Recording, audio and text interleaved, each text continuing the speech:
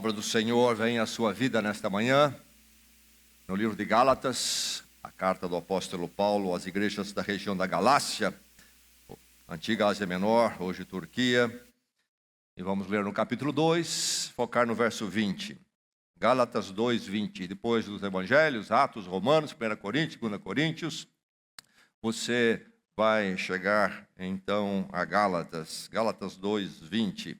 A carta de Gálatas é uma carta que o apóstolo Paulo esclarece o conceito, a verdade basilar da fé cristã, que é a graça. E então, como que essa graça chega às nossas vidas, o que ela faz e as implicações e consequências, impacto dela. E este verso resume bem tudo aquilo que ele fala nesta carta sobre a graça, o encontro com Cristo que morreu por nós e as consequências em nossas vidas. Gálatas 2, 20. Vamos ouvir a palavra de Deus e recebê-la de coração aberto, mente alerta, que o Senhor aplique a sua palavra a cada um de nós esta manhã. Diz assim: fui crucificado com Cristo. Assim, já não sou eu quem vive, mas Cristo vive em mim. A vida que agora vivo no corpo, vivo-a pela fé no Filho de Deus, que me amou e se entregou por mim. Mais uma vez, a palavra do Senhor. Fui crucificado com Cristo, assim já não sou eu quem vive, mas Cristo vive em mim. A vida que agora vivo no corpo, vivo-a pela fé no Filho de Deus, que me amou e se entregou por mim. Soou em nossos ouvidos mais uma vez a palavra do Senhor, nossa gratidão a Deus por isto. Feijoada em prol de missões. Lendo esse texto, vem à minha mente essa historinha antiga. Diz a história que a igreja estava promovendo a feijoada para levantar recursos para missões e colocou uma faixa na frente da igreja, convidando participantes. Pela calçada, diz a história, passava a galinha e o porco, trocando ideias. E a faixa chamou a atenção da galinha, tocou o seu coração. A galinha disse para o porco: senhor porco, meu amigo, vamos nos ajuntar à igreja nesse esforço. Vamos dar o que nós podemos dar. Eu posso dar os ovos. Toda refeição precisa de ovo para muitas coisas. Talvez até para a farofa da feijoada. Eu dou os ovos. E você entra com a costelinha. O porco ouviu esta palavra tão abnegada da galinha, tão tocada, ele disse para ela o que já está na nossa mente. Ele disse: senhora galinha, eu fico tocado pelas suas palavras, mas o problema é que essa proposta sua envolve da sua parte apenas uma participação, mas da minha parte envolve o sacrifício total. Não está equilibrado a sua colocação. Você vai entrar com os ovos, uma participação. Eu vou entrar com as costelinhas, será um total sacrifício. A história é simples, mas abra os nossos olhos para a verdade da palavra de Deus, porque o apóstolo Paulo diz o que aqui no verso? Ele inicia dizendo esta colocação categórica: fui crucificado com Cristo. Duas coisas aí de imediato. Primeiro, Cristo foi crucificado. É uma verdade histórica. Num dia, num lugar, numa hora exata, Cristo morreu e morreu de verdade. Foi numa cruz, numa morte sangrenta, torturante. Mas, diz o apóstolo Paulo, esta é uma verdade, é a primeira e a basilar. A segunda é que eu, que por muitos anos, décadas da minha vida, não conhecia Cristo. De quando ouvi falar dele, me tornei um opositor, um adversário ferrenho. Um dia tive um encontro com Deus em Cristo e ali, pela fé, eu também fui crucificado em Cristo. Então, a morte de Cristo aconteceu lá atrás, naquele dia na minha vida, quando eu criei que Cristo morreu por mim em meu lugar, eu também fui crucificado. O meu ego foi crucificado. O trono da minha vida foi crucificado. Vidas cristãs, nos nossos dias, apáticas, derrotadas, frustradas, desacertadas. Sou crente, mas não gira redondo. Vidas cristãs derrotadas. Vidas cristãs incompletas. O que acontece? Nós estamos vivendo de forma muito comum uma fé cristã, um evangelho, e estamos nos expondo a pregações que expõem um tipo de evangelho, uma fé cristã, que é distorcida, é incompleta, é algo sofrível, que falta em muitas dimensões basilares. Mas aí está a palavra de Deus nesta manhã muito clara. Eu e você podemos viver a vida cristã total. Esse é o chamado para 2025. Viver Cristo total. Não uma vida cristã derrotada, frustrada, parcial, desacertada, derrotada, incompleta, que vai levando. Não. Uma vida cristã do Cristo total. Não do Cristo do misticismo, de ficar buscando apenas aquela dimensão das coisas que parecem serem sensacionais do ponto de vista místico. Não o Cristo do sentimentalismo, o Cristo que vem, então, mexer com as minhas emoções. Eu sou movido pelas emoções. Eu entendo que Cristo e fé cristã é uma questão de emoções, de sentimentos, e eu navego aí. Eu até escuto pregadores que mexem com o meu sentimento. Eu vou a uma igreja onde o culto é todo trabalhado para mexer com a minha emoção, a manipulação das pessoas, de cultuadores. Eu entendo que é sentimentalismo, e por isso, como são os sentimentos, eu vou para certos picos emocionais, talvez numa reunião, num culto, numa pregação, numa música, e depois, instantes, minutos, quem sabe horas, estou lá embaixo de novo. E aí eu preciso de uma nova injeção emocional para subir de novo. Minha vida cristã é isso aqui, um descer, subir emocional, e eu fico achando que é a emoção que alimenta a vida cristã, que me leva a uma vida cristã. Não o Cristo misticismo, o evangelho do misticismo, não do emocionalismo, e muito menos do coaching. O Cristo que eu gosto. Aliás, eu ouço palestrantes que têm esta abordagem. Eles não dizem que eles estão pregando coaching, nada disso, mas eles estão na onda do coaching que está aí fora das igrejas, fora da fé cristã, e eles dão uma batizada e trazem para o evangelho. Então é o Cristo que é o meu animador na minha caminhada de vida. Nos meus afazeres, nos meus quereres, Cristo é o animador. Cristo é o afirmador. Você pode, está em você, você é capaz, você vai atingir. Então Cristo é este coaching, ou o pregador se torna o coaching usando Cristo. É preciso entender o evangelho, a vida cristã do Cristo total.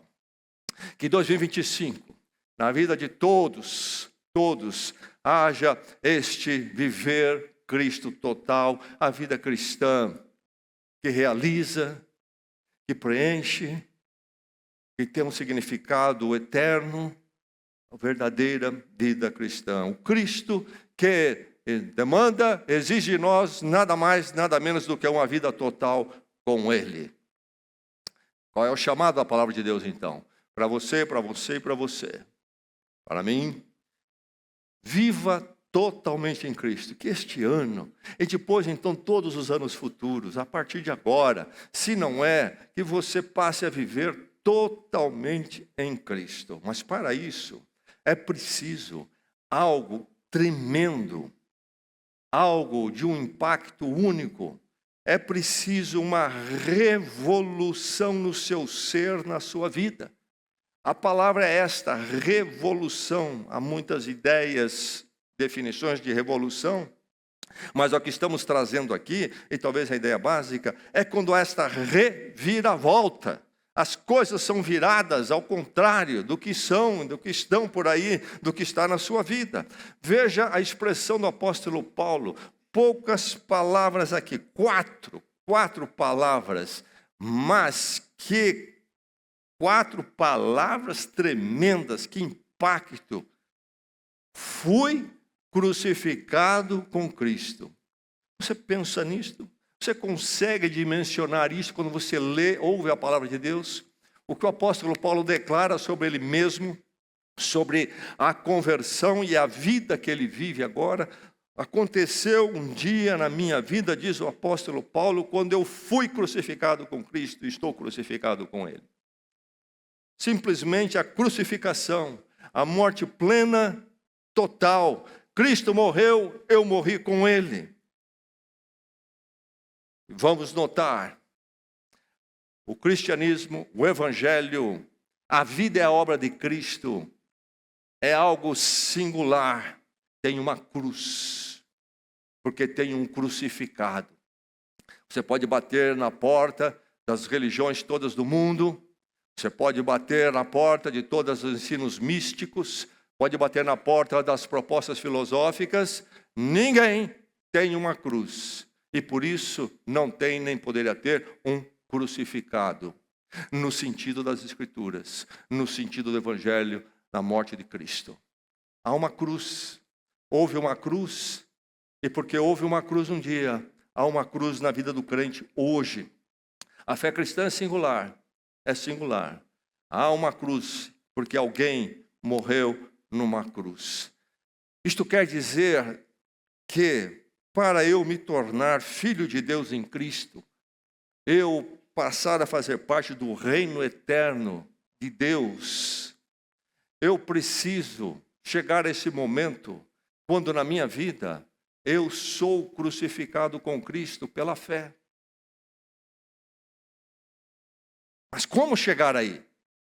Ninguém chega aí, a não ser que chegue aquele momento quando dentro de si, a pessoa sabe que ela é totalmente impotente diante de Deus. Porque há uma cruz e há um ser crucificado com Cristo.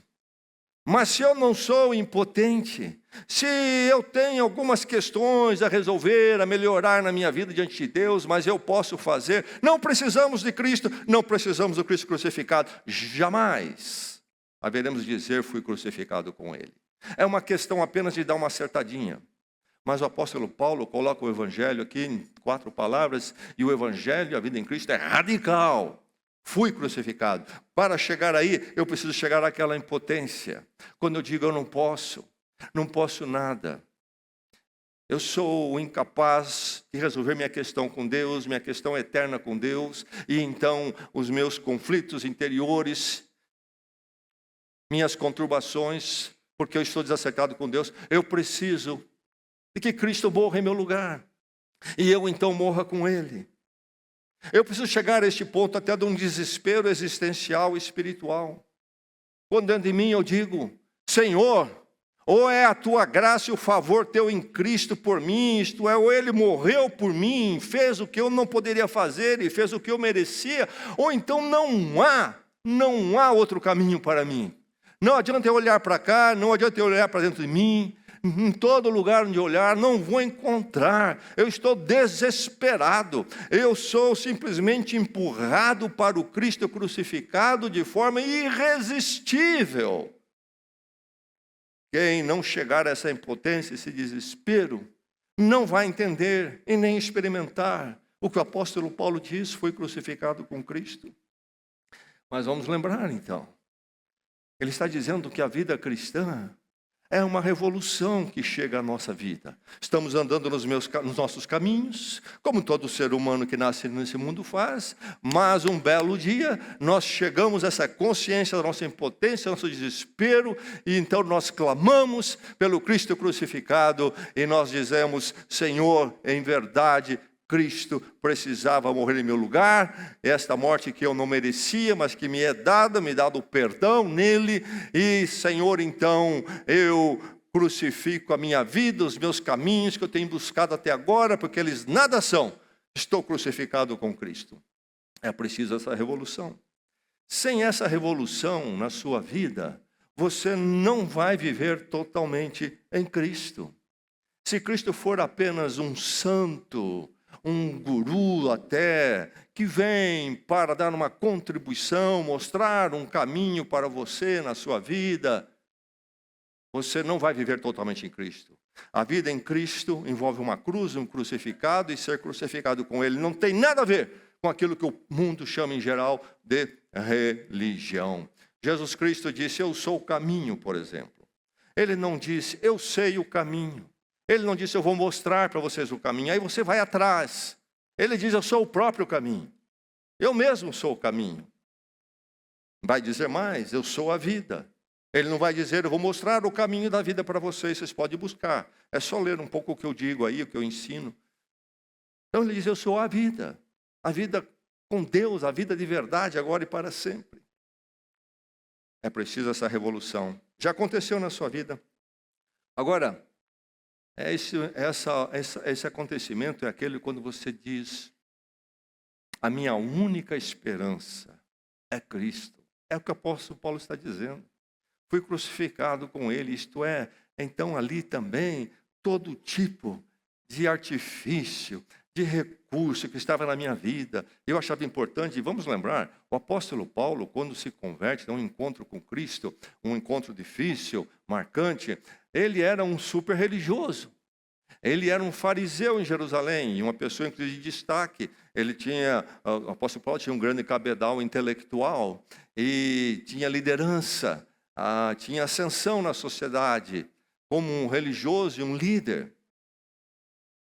E o apóstolo Paulo vai dizer, fui crucificado, isto é, tudo isto foi colocado na cruz em Cristo, porque não é nada, tem que morrer ali com Cristo.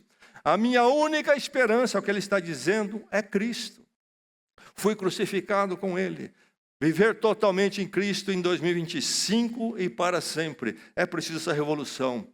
Você já foi revolucionado, meu irmão, minha irmã, você que está aqui nos visitando, você já foi revolucionado. Você pode dizer, fui crucificado com Cristo. Você entendeu o que é o Evangelho, o encontro com Deus através da pessoa e obra de Cristo, morto e ressurreto por nós?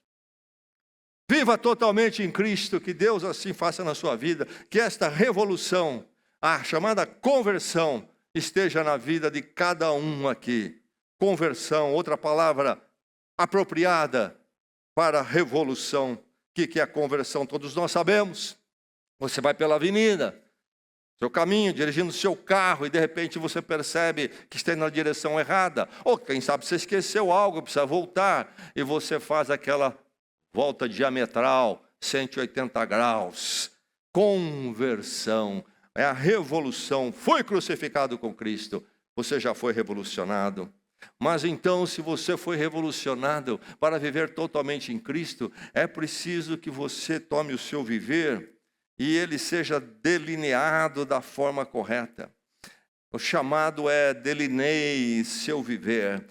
Porque o apóstolo Paulo vai dizer o quê? A vida que agora vivo no corpo, vivo como, diz ele?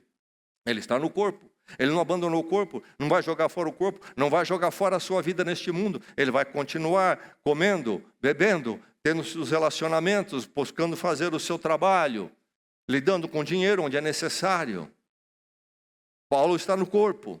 Mas como é que ele vive no corpo? O que mudou se ele foi revolucionado?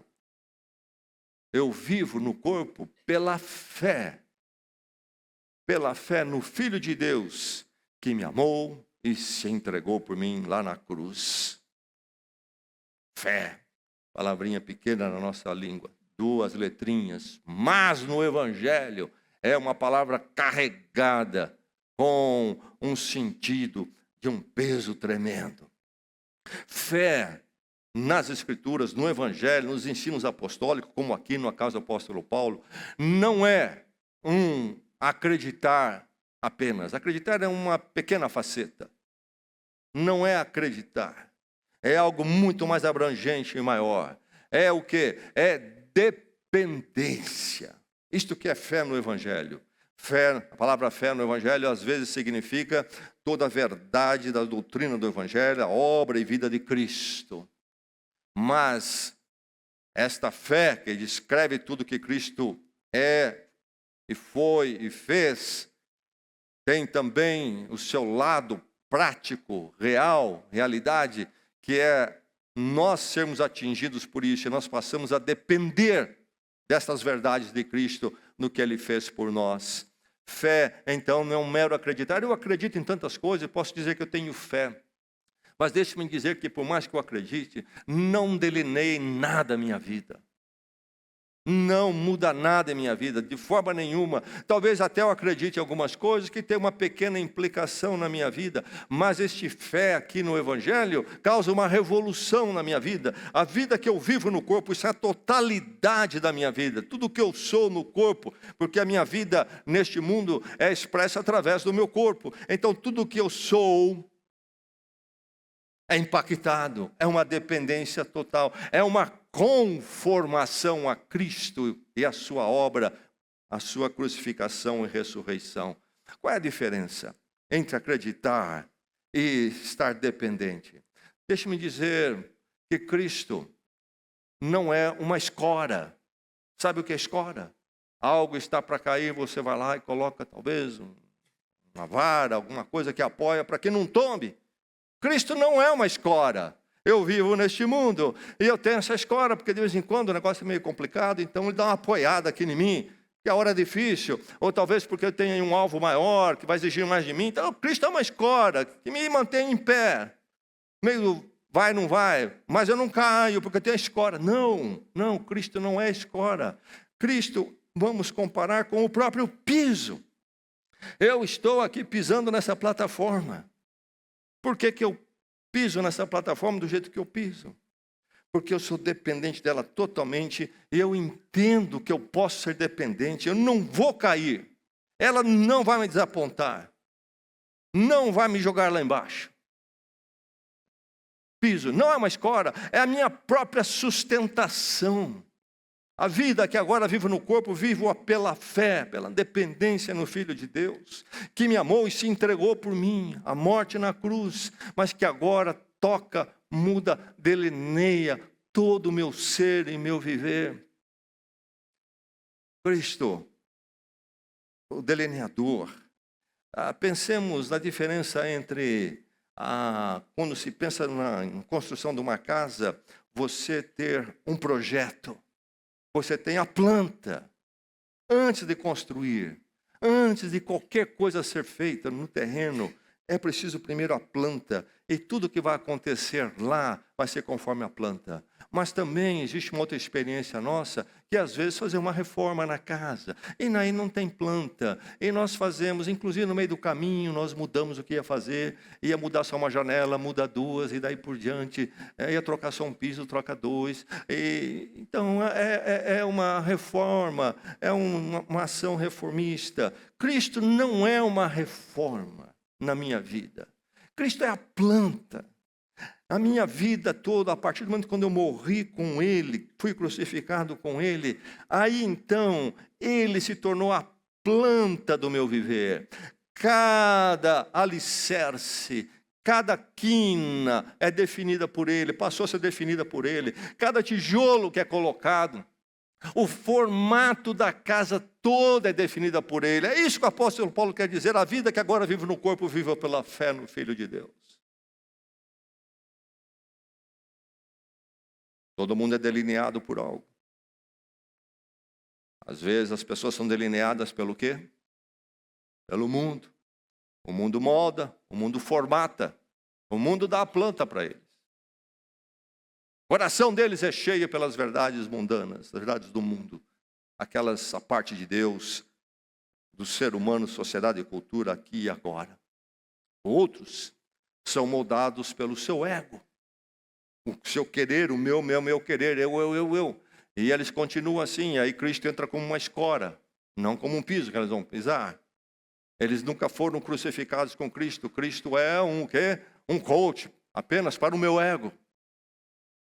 Eles estão vivendo conforme o seu ego. E comumente as duas coisas, mundo, mundanismo e ego se misturam. O ego passa a ser muito influenciado pelo mundanismo e a vida passa a ser definida pelo mundo que toma conta do meu ego, daí por diante. Mas seja como for, mundo, ego e o diabo, inclusive o pai de tudo, por aí, não podem ser o que delineia as nossas vidas.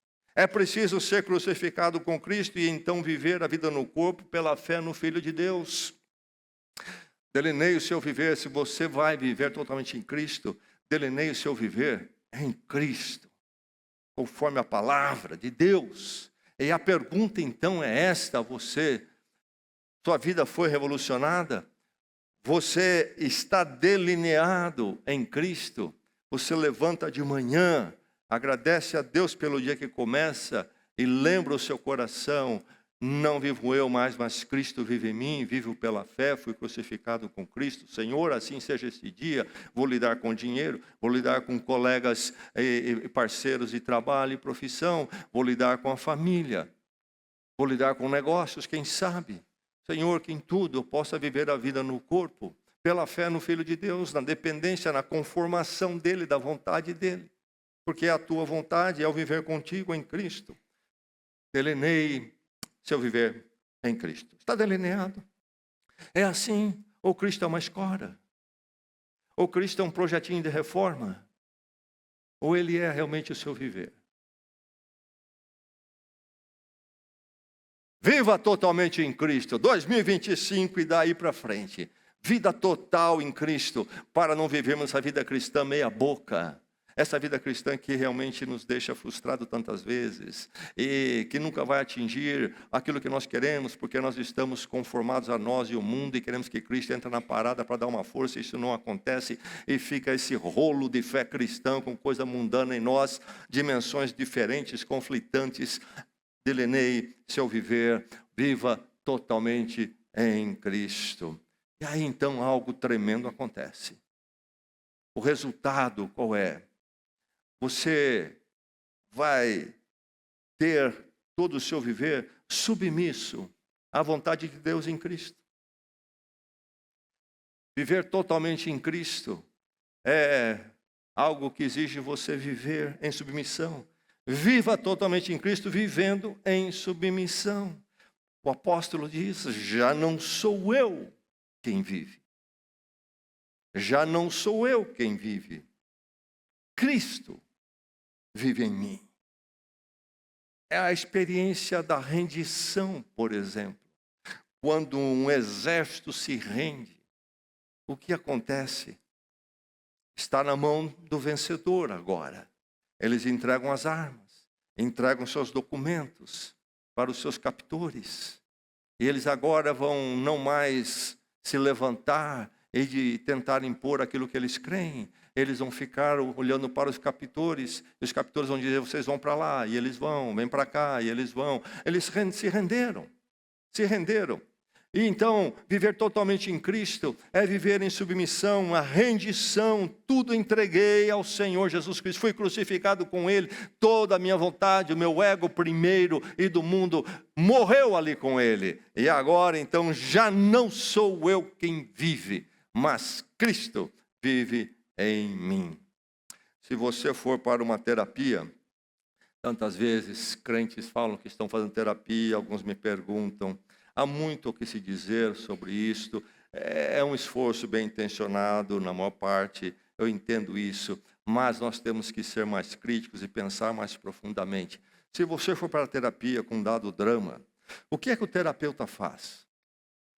Vou dar um exemplo bem marcante, que eu creio que abre a nossa mente. Por exemplo, hoje, nenhum psicólogo pode, se for procurado por alguém que pratica homossexualidade ou tem atrações homossexuais, nenhum psicólogo pode trabalhar para ajudar essa pessoa a vencer esse desejo, essa atração. Isso é proibido pelo manual que regulamenta o trabalho do chamado profissional psicólogo. O que é que o psicólogo vai fazer? Dizer, olha, não posso ajudar você a mudar, deixar isso, então encerramos aqui, pode ir embora. Não. O psicólogo tem o seu lugar. Qual é o lugar? O que ele vai fazer? O que é permitido? O que ele é ensinado a fazer? Eu vou ajudar você a viver bem com essa questão. O que este exemplo mostra? Terapia é isto.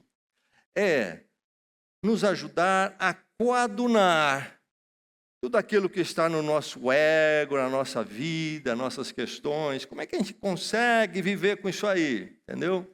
E levar de uma forma positiva e tal. Coadunação. Até, em grande parte, terapia é afirmação. Você vai para lá e tem um problema conjugal, por exemplo, às vezes, e você conta o problema e o terapeuta diz para você, você precisa pensar mais em você mesmo. Você precisa buscar a sua felicidade. Você está muito na codependência. Você precisa lembrar de você. Um tempo para você, buscar para você. E daí por diante, são abordagens e outras mais. Da afirmação. Mas como é que é o encontro com Cristo, os meus dramas? O encontro com Cristo é um encontro onde eu sou chamado à guerra e à batalha, e não à coadunação. Sou chamado a ouvir a voz de Cristo, a me integrar ao batalhão, o exército de Cristo, e marchar para cima daquilo que está entrando na minha vida e colocar no lugar. Diante de Cristo, não diante do meu ego, não diante dos valores mundanos, mas colocar no lugar diante do senhorio de Cristo. Cristo vai dizer que o meu ego tem que ser destronado e, portanto, o controle dos meus dramas, das minhas questões, precisa ser destronado do meu ego para ficar debaixo do trono de Jesus Cristo. É assim que eu lido com as minhas inquietações, com os meus desafios intimistas e os meus desafios exteriores. Cristo me chama à guerra para marchar debaixo dele e conquistar tudo em nome dele e colocar tudo debaixo da direção dele. Jesus Cristo não é um participante na minha vida, no meu íntimo, nos meus dramas íntimos, e nem nos meus projetos e ações externos. Cristo não é alguém que veio para participar. Ô companheiro, preciso de um companheiro forte, vem comigo. Agora estou bem, hein? Vou até na igreja lá, companheirão esse, hein? Eu estou aí no meu caminho, no meu jeito, aqui dentro, no que eu penso, no que eu sinto, aqui fora, no que eu faço, e agora eu tenho um companheirão forte do meu lado. Cristo não é um participante, Cristo é Senhor. Senhor. E vamos lembrar mais uma vez que a palavra que é usada nas Escrituras para Senhor era um título, uma forma de se referir ao imperador romano. Naquela época, grande parte do mundo dominado pelo Império Romano, inclusive o povo de Israel. E então se falava de Kyrios, César, no latim, Senhor. Quem é o Senhor? O imperador. Por quê? O que é Senhor? Ele tem autoridade total sobre tudo. É o Senhor. E aí começa esse bando aí chamado de cristão a agir de forma subversiva e revolucionária. Começam a dizer, Cristo é o Senhor. Estão bagunçando a ordem política, social, os projetos humanos. Está tudo organizado do nosso jeito, do jeito que nós entendemos e queremos. O imperador é o Senhor. Ele organiza a nossa vida, resolve as coisas, etc. Agora vem esse pessoal dizendo, Cristo é o Senhor. Se eles dizem que Cristo é o Senhor, então César não é o Senhor. Estamos entendendo? A verdade é tremenda. Viver em submissão. Cristo não é o meu parceiro, não estou em parceria com Ele. Senhor Jesus, vamos lá. Que bom que você chegou. Eu tenho aqui um jeito muito bom de levar as coisas. Está precisando de uns complementos. E aí, você é o sócio que eu preciso. É o sócio que eu preciso. O que você tem, Aí nós vamos dar uma empurrada na empresa da minha vida aqui. Cristo não vem fazer parceria. Cristo vem para nos colocar na servidão. Isso mesmo, servidão. Ele é o Senhor. Ele toca a música e eu marcho. Ele toca a música e as minhas emoções marcham. Ele toca a música e meus planos e projetos marcham. Conforme a música dele. Conforme a ordem dele. Viver em submissão, coisa tremenda, já não sou eu quem vive, mas Cristo vive em mim. Somente quando nós, então, chegamos aí, é que vivemos totalmente Cristo e saímos desta vida cristã medíocre, incompleta, de cristãos infelizes. Estão em Cristo, estão infelizes, estão insatisfeitos, estão frustrados e alguns até amargurados. Vida cristã pobre, miserável, porque não entendemos a profundidade, as implicações. Viver totalmente em Cristo é revolucionar a vida. Há uma cruz, há um crucificado, eu tenho que morrer com Ele. Meu ego tem que ser crucificado ali. E Ele então delinear todo o meu viver, o projeto da minha vida. E isto envolve então eu viver em submissão. Dois tipos de pais. Lá está aquele pai que tem recursos, muito ocupado, tem o filho. E aí, como é que ele educa o filho? Ele tem recursos, ele vai provendo tudo para o filho. Não somente provendo, mas para o filho não incomodar muito, vai dando o que o filho quer. E mais, ele tem tanto dinheiro, tem pouco tempo, ele terceiriza a educação do filho. Por exemplo, tem dinheiro para pôr numa escola bem cara, estruturada. Pronto, está resolvido o problema da educação do meu filho. Talvez tenha tanto recurso que quando o filho é pequeno, ele tem uma babá. Pronto, está resolvido o problema do meu filho. Eu estou aqui ocupado, estou ganhando o dinheiro que preciso, e ganhando dinheiro, eu posso prover para um cuidado do meu filho, terceirizando, por exemplo. E posso dar no que ele quer, tudo que ele precisa. Esse é o pai financiador e é o pai que vira o quê? É e vira o que? O socorrista. A escola chama o pai porque o filho não está indo bem. E o pai diz o que para a escola? Olha, isso é um plano de vocês. Eu estou pagando caro aqui. Vocês têm que resolver isso aí. O filho cresce. Cresce daquele jeito, achando que é dono do mundo. Por causa do tipo de pai que tem sido presente na vida dele. Aí, vira e mexe, ele se envolve em problemas, já agora como jovem. O pai fica bravo, chateado, mas o pai está ocupado e tem dinheiro. O que o pai faz? Cobra do filho. É o pai socorrista. Quebra o galho do filho. O filho nunca vai se complicar demais. Até se precisar, o pai pode pagar um bom advogado. Dependendo, às vezes, da situação, como eu já acompanhei casos. Se a autoridade policial for daquelas, eu compro, eu dou gorjeta, propina, o que for. E o filho vai vivendo desse jeito. Esse é um tipo de pai. E alguns de nós pensam que Jesus Cristo é esse pai financiador, socorrista em nossas vidas. Nós vamos viver no nosso próprio modo e Cristo vai estar aí nos socorrendo e nos financiando. Mas há um outro tipo de pai. É o pai líder. Pai líder. O pai autoridade. Talvez ele até nem tenha recursos financeiros, mas ele é líder e autoridade no filho dos seus filhos. Talvez ele tenha recursos financeiros e ele poderia fazer diferente, mas ele não faz. Ele quer ser o líder e autoridade do seu filho. Não o controlador pelo dinheiro, mas pelos valores morais dele e espirituais que ele passa para o filho. E talvez até para que essa influência não seja perdida, ele fecha a torneira das finanças para o filho.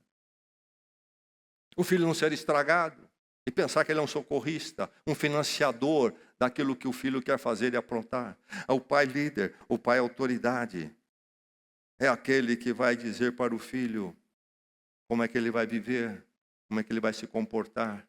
Em casa não vai ser a babá, na escola não vai ser a escola. É ele que vai dizer, meu filho, você não vai fazer mais isso. O nosso princípio é este. Filho, você lá vai agir assim. E se você não agir assim, eu vou chamar. Nós vamos ter uma correção. É inaceitável. Eu não aceito. Você vai ter que entender, eu sou seu pai. Desde a tenridade. Foi passado para o filhinho, que a autoridade, o líder é o pai. E ele então é aquele que vai encaminhar a vida dele. Um pai que não fica apagando incêndios, mas previne até os incêndios. Que o filho não entre em fogueiras. Cristo é o Pai, líder, autoridade, Senhor das nossas vidas. Senhor das nossas vidas.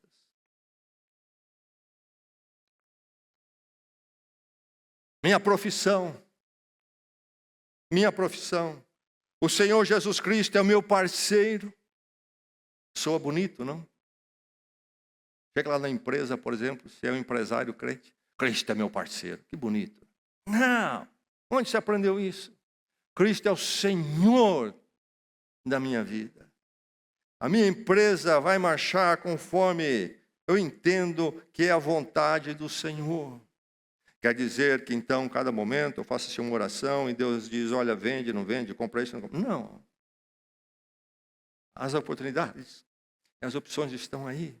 Mas orando e trazendo meu coração em obediência, eu vou conduzir conforme os princípios da palavra, os princípios do Senhor. Isso honra o Senhor ou não? É algo que o Senhor aprova ou não? E às vezes vou até lutar em oração, vou buscar conselhos, para verificar que meu coração está ouvindo a voz do Senhor. Cristo é o Senhor das minhas finanças, é o meu parceiro. Eu lido com o meu dinheiro debaixo do senhorio de Cristo. Eu oferto para a obra do Senhor como devo fazer. Então entrego aquela parte, muitos são dizimistas, por exemplo. E aí o que fica agora é comigo isso aqui. Não. Eu oferto porque eu entendo que todas as minhas finanças é do Senhor. E a oferta é apenas uma expressão disto. Eu subjugo as minhas finanças ao Senhor quando eu oferto. É a sabedoria nas finanças vai acontecer. Como conduzir? Não da forma mundana do espertalhão, mas na sabedoria do Senhor. Dinheiro bem administrado e cuidado e buscado. Família. Quem é Cristo? Ele é aquele que é meu parceiro no meu projeto de casamento, no meu projeto de criar filhos, na comunidade familiar, é o parceiro. Não, ele é o Senhor. Eu vou ser aqui, se eu sou pai, se eu sou mãe, eu vou ser o quê? Alguém que está aqui em nome de Jesus. Para verificar que o Senhor seja o Senhor dessa casa, seja o Senhor da educação dos meus filhos, seja o Senhor do meu relacionamento conjugal. Surgem os conflitos, horas difíceis, e o meu coração quer ir para cá, para lá, em relação a conflito conjugal, e eu tenho que ir para a oração, e finalmente tenho que trazer o quê? Minhas posturas debaixo do Senhor Jesus Cristo. As minhas ambições, nós temos ambições, elas não são erradas. O Senhor nos dá uma vida para nós realizarmos. Mas, nas minhas ambições, Cristo é meu parceiro.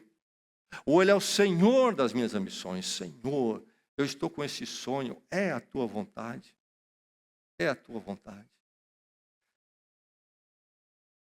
Talvez você nunca se interessou, nem está interessado, mas deixe-me dizer um pouquinho sobre como eu cheguei a ser pastor. Lá na minha juventude, eu era crente, já tinha me convertido, era engajado, tinha uma proposta de viver a vida para Cristo. E aí chega aquele momento, quando se tem que começar a se delinear os caminhos da vida. Os sonhos, as ambições. O que eu vou ser? Onde eu vou aplicar minha vida? Eu quero dizer para vocês que naquele momento, naquela fase de vida, quando todo jovem ali, os meus colegas, amigos, estavam todos, nosso assunto era esse, o que nós vamos fazer, o que eu vou ser? Não passava nem de perto esse negócio de ser pastor. Aliás, quando começou a surgir esse negócio, Deus começou a me cercar, eu ficava até irado. Não que eu não queria andar com Cristo, não era isso. Mas eu tinha os meus sonhos, que eram muito melhores, a meu ver. Esse negócio de ser pastor, não é... Meu pai foi pastor. E foi um ano de uma guerra tremenda. Tremenda. Até que o Senhor prevaleceu. E Ele não foi meu parceiro nas minhas ambições. Ele se tornou Senhor das minhas ambições. Não sei, nas vontades eternas do Senhor, talvez Ele poderia ter aprovado nas minhas ambições. Talvez aprovado e dado uma modificada, tirando algumas coisas, colocado outras. Não quero dizer, não estou dizendo aqui que somente ser pastor é ouvir a voz de Cristo, que então Ele como Senhor quer que todo mundo seja pastor aqui. Não é isso que eu estou dizendo, não escute bem. Aliás, precisamos às vezes muito mais de gente lá no mundo do que pastor. Profissionais que vivam a fé cristã lá no meio do mundo. Eu às vezes fico até um pouco frustrado, porque vai passando o tempo, as coisas vão crescendo, envolvendo a gente, e o pastor vira esse rato de igreja. E parece que não tem tantas oportunidades de impactar pessoas no mundo. Você tem. Mas as suas ambições, Cristo é o parceiro, Ele é o Senhor. Seus planos. Senhor, eu tenho um plano maravilhoso aqui, vem cá. Vamos comigo aqui. O Senhor dá aquela contribuição maravilhosa. E aquilo que eu estou planejando, vamos fazer.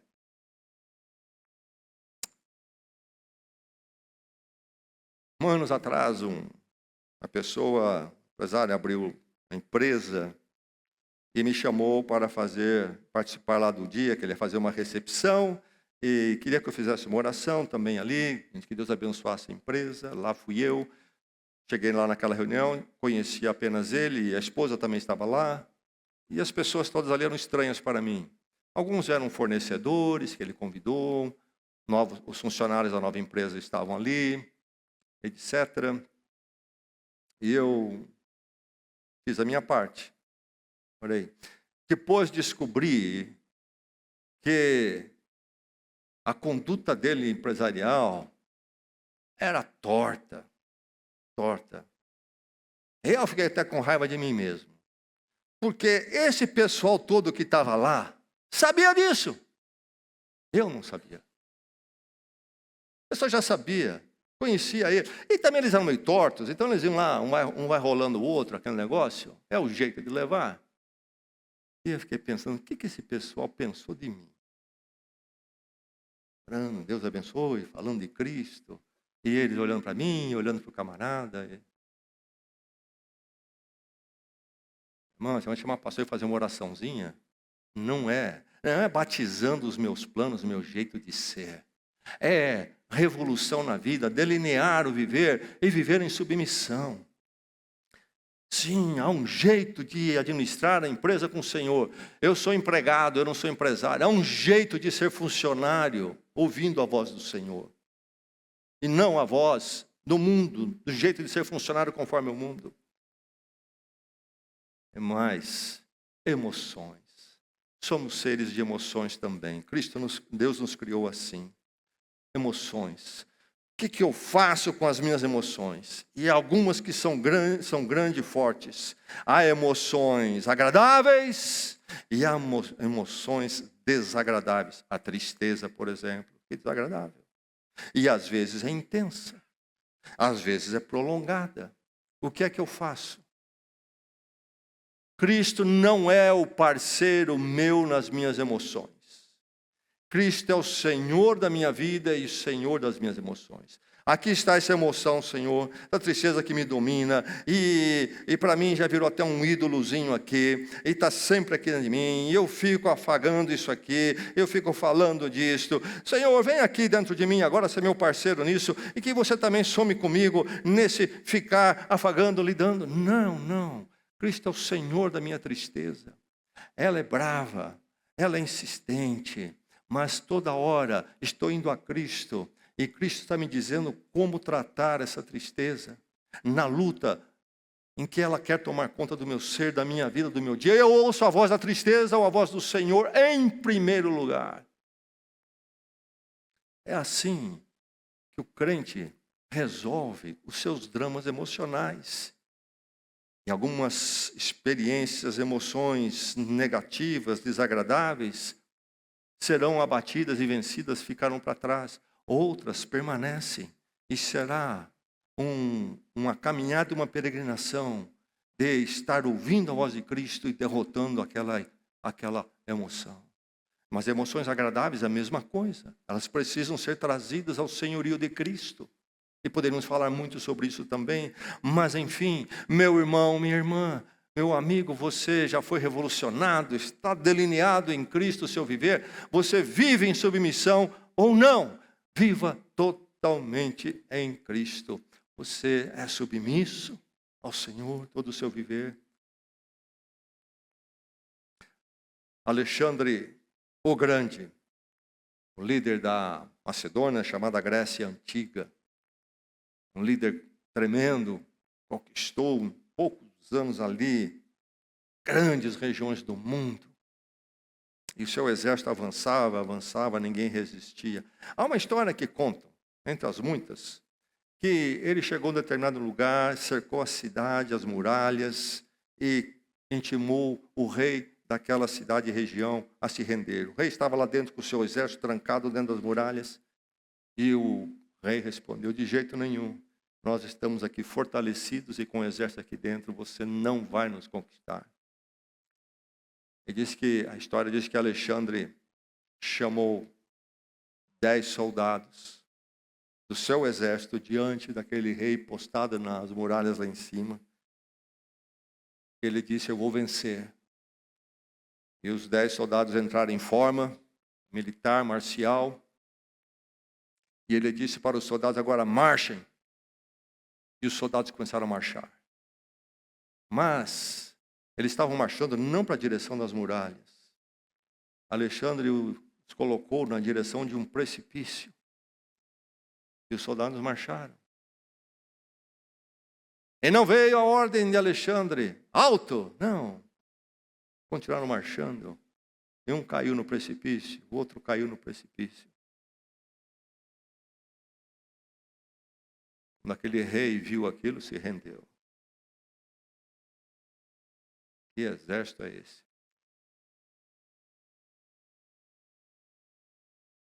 Soldados que conheciam o que é submissão. Seja lá o que nós pensemos dessa história, se é verídica realmente, o que Alexandre fez ou não fez, mas aí está bem diante de nós, de forma muito clara, o que é estar submisso. Aqueles soldados eram submissos a Alexandre. Eles não eram, preste bem atenção, admiradores de Alexandre. É diferente. Eles eram servos, submissos. Eles não eram interessados em Alexandre, achavam Alexandre interessante para eles. Não, eles eram submissos. Eles não eram parceiros simplesmente de Alexandre, de uma certa forma eram, mas era mais do que isso. A ideia de parceria para eles estava debaixo do conceito de submissão. É muito o que Alexandre fez ali com aqueles soldados. Talvez no caso dele como ser humano mas deixe-me dizer que no Evangelho, no Cristo real, verdadeiro, histórico, não é fui crucificado com Cristo. Paulo está dizendo: eu já fui para o precipício. Em nome do Senhor. Ou você chega aí Ou você vai ficar nessa vidinha cristã que não entende a profundidade, a vitória e a realização. Você pensa que realização e vitória é Cristo vir ser seu parceiro. Ele precisa ser o seu Senhor. Viva totalmente em Cristo. Foi crucificado com Cristo. Já não sou eu quem vive, mas Cristo vive em mim. E a vida que agora vivo no corpo, vivo-a pela fé no Filho de Deus, que me amou e se entregou por mim.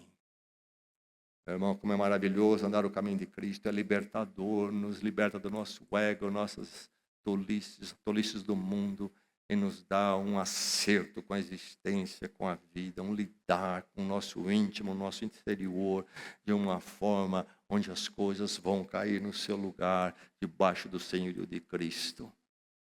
Cristo não veio para remendar, para fazer algo novo na sua vida. Vamos orar, vamos à presença dele.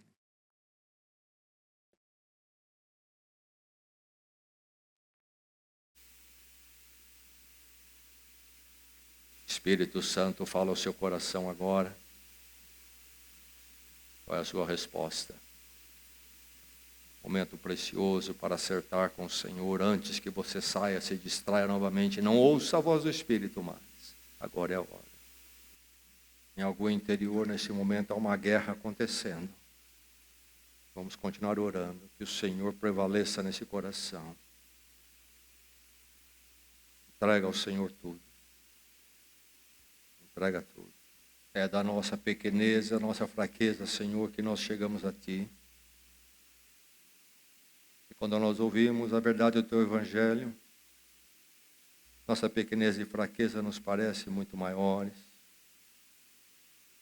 Por isso, Senhor, confiados não em nós, mas na Tua graça em Cristo por nós, é que nós clamamos que o Senhor estenda misericórdia sobre cada coração aqui.